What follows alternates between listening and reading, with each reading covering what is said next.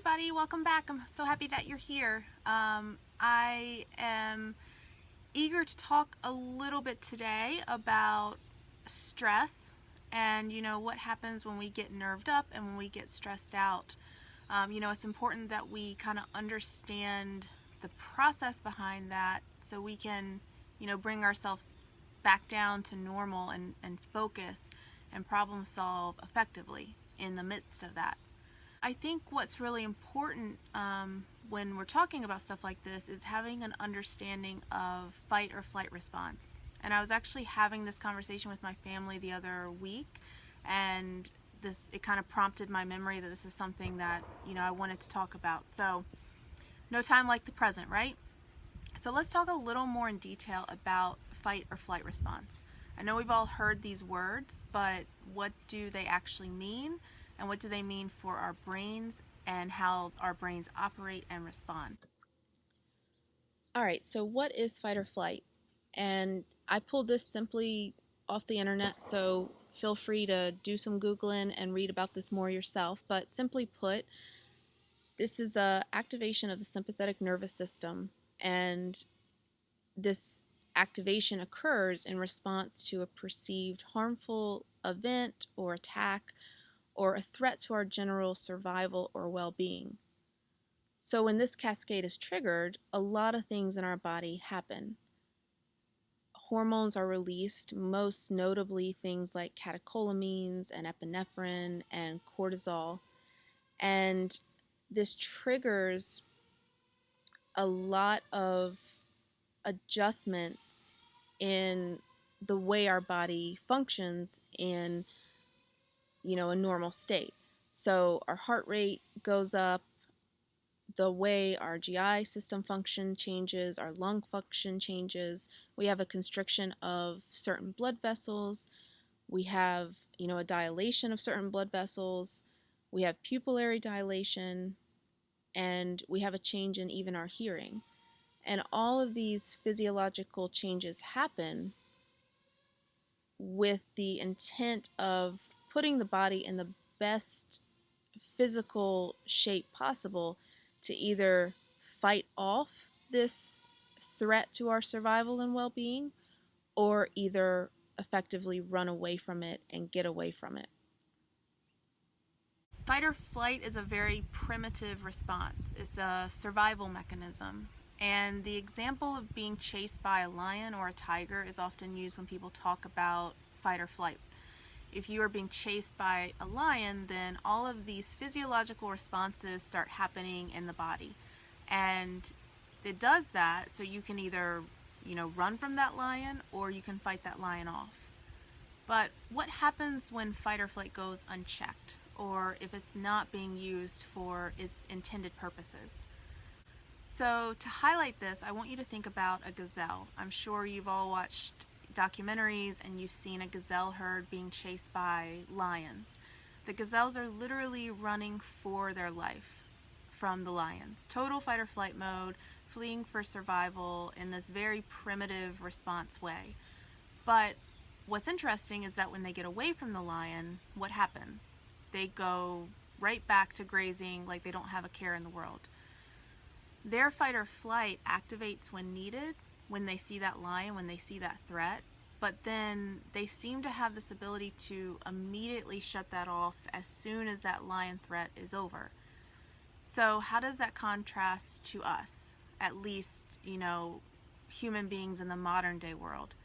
Well, we have, kind of evolved away from that, and you can argue that that's good or bad, and however you look at it, there's a little bit of truth to both of those things. But the simple fact is, we just don't really turn it off that easy anymore.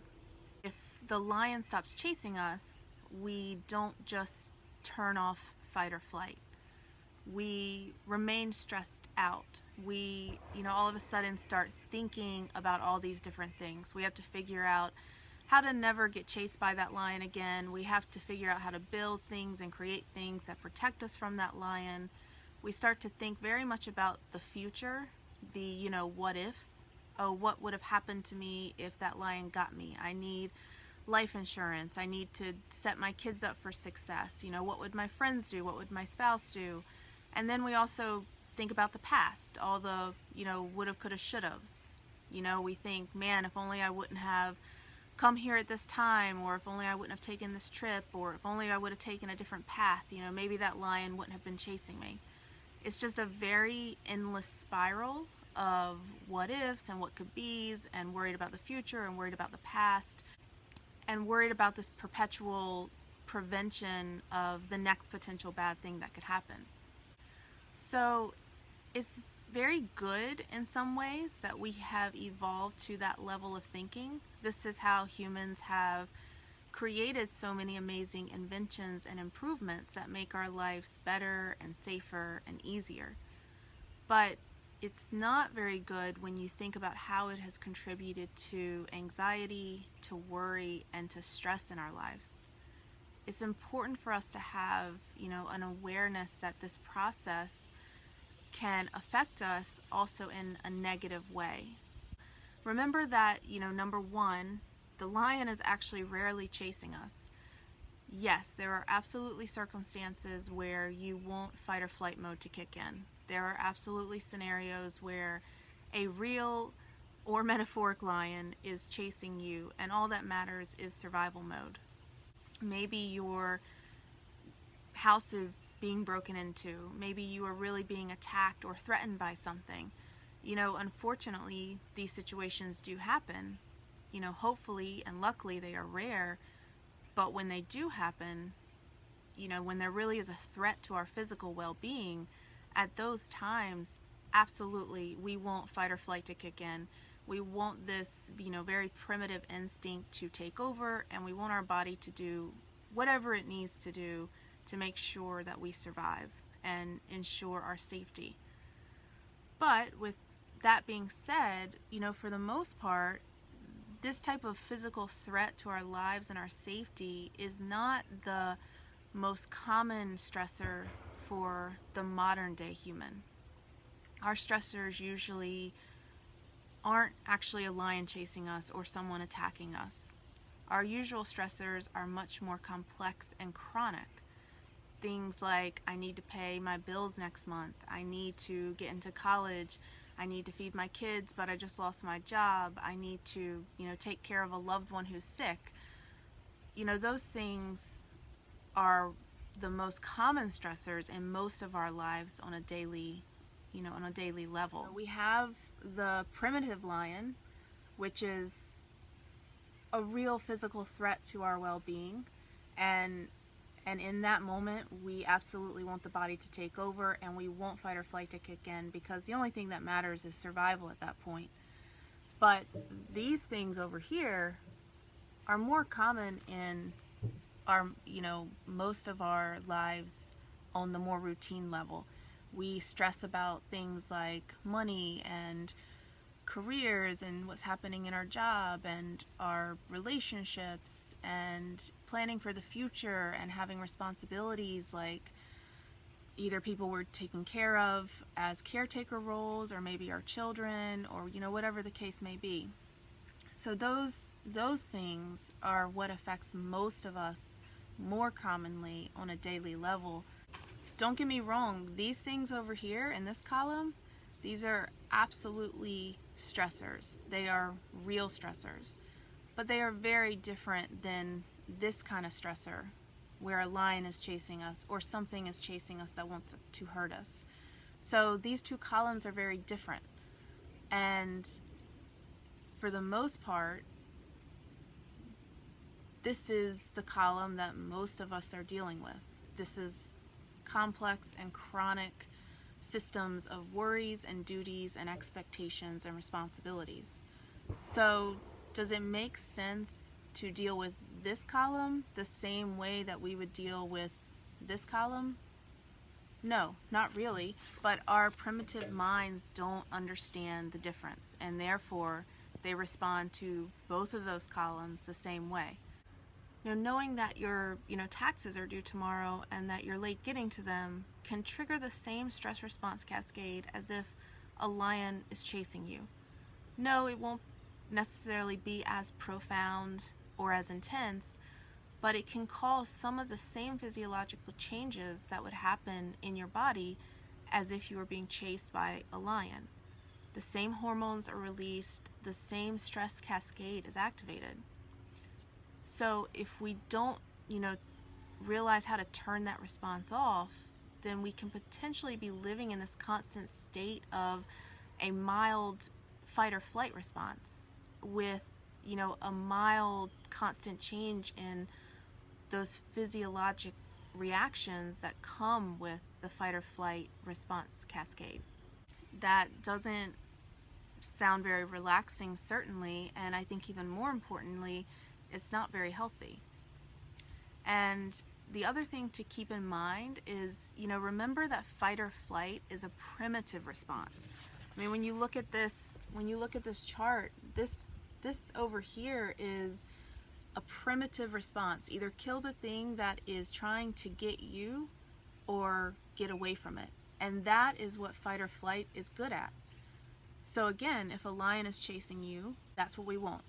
But how does that help us solve these problems over here? These complex and chronic problems of modern day life. How does that help you figure out how to get your bills paid, figure out how to raise your kids, or figure out how to take care of that sick loved one? It can't, and it really doesn't. Fight or flight can get us all revved up, but it's not a system designed to solve those big complex problems, because you can't fight those problems away and you can't run from them. Problems like that, the modern day lion, as I call it, that lion is solved with thought and reflection, perspective, and critical thinking. And those things do not come from fight or flight response. Those things come best when we have a clear mind, sound judgment. Those things come when we activate, a higher level of thinking and a higher level of problem solving in our brain. So how do we get, where we need to be? Well, I think awareness is half the battle, in my opinion. I think just having an awareness about how your mind is working and, responding to life is half the battle. But then on top of that, we have to practice. We have to practice being mindful. We practice being in the moment. We practice turning off fight or flight mode. If you can meditate effectively, if you can get your brain to a point where its entire attention is solely on, the moment that you're meditating in and nowhere else, then the brain will realize that it's not actually being chased by a lion.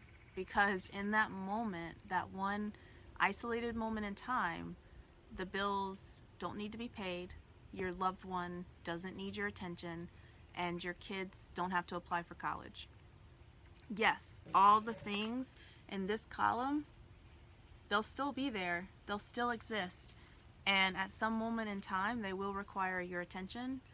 But if you practice taking a break from them, practice giving your mind a break from them, let the mind learn and get better at saying, yeah, I know I have to tend to all those things, but I'm not going to tend to them right now. If you can do that, then in that moment, fight or flight goes away. Worry goes away and anxiety can go away. And if you can get better at that practice, stronger, then it becomes much more routine, and you will find that you can get there quicker and you can get there more often.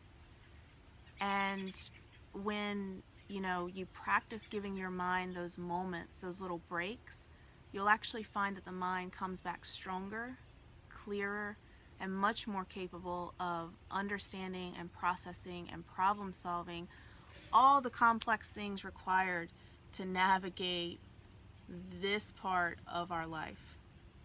All those modern day lions out there. So I really hope that makes a little bit of sense. I think if you can, really have an awareness of at least this one concept, you can really start understanding how to get a little relief from stress, that we seem to find sprinkled all throughout our worlds and all throughout our days. So practice your mindfulness, guys. I promise you it's going to change your life if you stick with it. And I will post a little mindfulness, a guided meditation mindfulness video on my Facebook page if anybody wants to check it out. So good luck, and please subscribe if you aren't already, because I'd love to see you back next video too. Alright, have a good rest of your day. Bye.